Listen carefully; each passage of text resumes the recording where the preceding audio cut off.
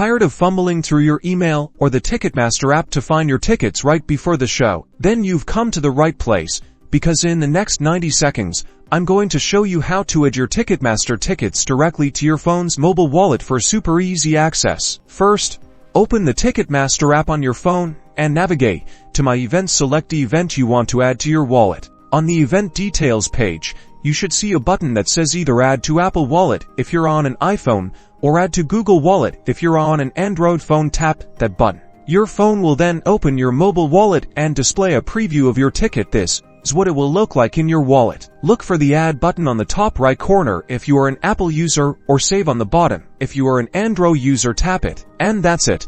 Your ticket is now safely stored in your mobile wallet. You can access it anytime, even without an internet connection. To access your ticket, simply open your Apple Wallet or Google Wallet app and find your Ticketmaster ticket. On event day, just pull up your ticket in your wallet and scan it at the entrance. It's that simple.